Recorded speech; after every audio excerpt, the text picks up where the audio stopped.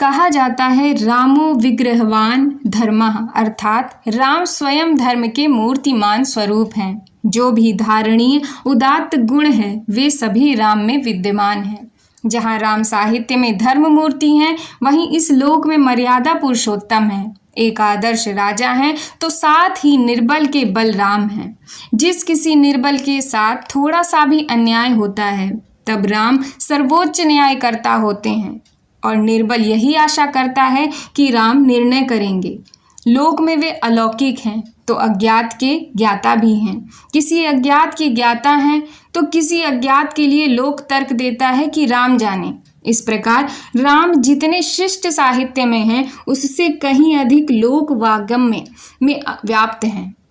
स्वयं गोस्वामी तुलसीदास जी राम कथा के स्रोत में चर्चा करते हुए कहते हैं, नाना पुराण निगमाग सम्मतम यदम रामायणे तिग्दितम क्वांचित यंतोऽपि। इस अन्यतोऽपि से उनका तात्पर्य लोक में प्रचलित राम कथा का ही संकेत है। लोक में प्रचलित गाथा में राम अलग अलग प्रसंग से अलग अलग रूप में उपस्थित होते हैं। अलग अलग आंचलिक संस्कृतियों में उनका अपना एक अलग चित्र देखने को मिलता है। लोक संस्कृति से तात्पर्य आम जन के लोक व्यवहार से है। लोक संस्कृति का तात्पर्य बताते हुए आचार्य हजारी प्रसाद द्विवेदी जी कहते हैं, लोक शब्द का अर्थ जनपद या ग्राम्य नहीं है, बल्कि नगरों और गांवों में फैली हुई यह समूची जनता है जिसके व्यवहारिक ज्ञान का आधार पोथियां नहीं हैं। राम मात्र काव्यों में महानायक ही नहीं वरन लोक की शक्ति हैं। वे केवल साधु संतों के ही नहीं हैं वरन भारत के जन जन मन के मानस हंस हैं। वे एक ओर आदर्श पुत्र हैं तो दूसरी ओर आदर्श भाई हैं। आदर्श शिष्य हैं तो प्रजा के लिए आदर्श कुमार हैं। एक ओर आदर्श पति हैं तो दूसरी ओर आदर्श राजा, मित्र और शत्रु भी हैं। किसी भी सुखद क्षेत्र को सुकाल को लोक राम राज्य घोषित करता है। आज तक राम के समान कोई नीतिज्ञ राजा नहीं हुआ। इसलिए तो महात्मा गांधी ने भी राम राज्य की स्थापना का स्वप्न देखा था। भारत की लोक संस्कृति ही राममय है। यहाँ सभ्यता के हर उपादान में राम रमे हैं। कला, शिल्प, अभिनय, संगीत सभी में राम विद्यमान है। किसी संगीत के आलाप से अगर राम शब्द हटा दिया जाए तो वह निष्प्राण हो जाएगा। कोई भी माता पिता और समाज अपनी संतान के नाम के साथ राम संबोधित कर गर्व का अनुभव करते हैं। लोकगीतों में तो फलाने राम कहकर ही गीत गाया जाना आम है।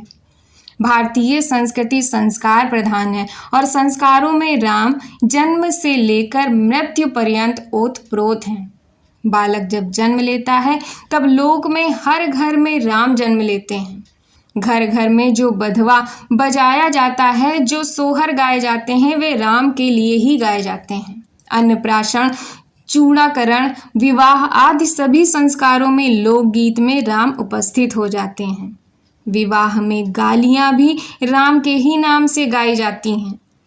लोक में पुत्र जन्म होते ही गांव घर की कुल वधुएं, गांव की तमाम महिलाएं जुटकर सोहर के लोक धुन में राम मुखरित हो जाते हैं। जन्मोत्सव संस्कार से ही व्यक्ति के जीवन में राम कैसे उपस्थित हो जाते हैं उसका एक उदाहरण देखिए। जाहि दिन राम जन्म ले हैं, धरती आनंद भैली हो। ए ललना बाजे लागल अवध बधावा, महल उठे सोहर हो। लोक में हर पिता पुत्र के रूप में राम की कामना करता है, किंतु संबोधन में सभी राम ही हैं। एक लोकगीत में कहा गया है, कवन राम की लाली दरवजवा, मणि के दीप बारे हो। ललना कवन राम प्रेम सुंदरिया, के लोटन पोटन करे हो। यहाँ राम ही पितामह हैं, वही पिता भी हैं तो वही पुत्र में भी अवतरित होते हैं। यही तो राम के प्रति समर्पण का भाव है। सकल राममय जान है, त्वमेव माता च पिता त्वमेव। राम ही हैं। राम कथा के मार्मिक प्रसंग को लोक ने ऐसे आत्मसात किया है जैसे उसका कोई परिजन उस कष्ट को भोग रहा हो।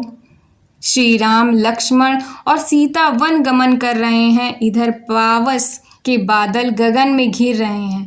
तब लोक के घर घर में वात्सल्य उमड़ पड़ता है और माताएं मेघ से विनती करने लगती हैं। मचियन बैठली कौशल्या रानी, मेघ से अर्जी करे हो। मेघा कदली वन जनी, बरिसहु तीनों जना भीज जइहे हो। मोरे राम के भीजे मुकुटवा, तो लक्ष्मण के पटुकवा न हो। मोरी सीता के सुर के सनुहरवा, की तीनों जना भीज जइहे हो। वन में राम का मुकुट भीज रहा है। लोक चिंतन है, वह राम की रक्षा के लिए मेघ से विनय कर रहा है। वात्सल्य का यह रूप लोक में ही देखने को मिलता है। लोक संस्कृति में राम ठीक वैसे ही हैं जैसे लोक में लोग हैं।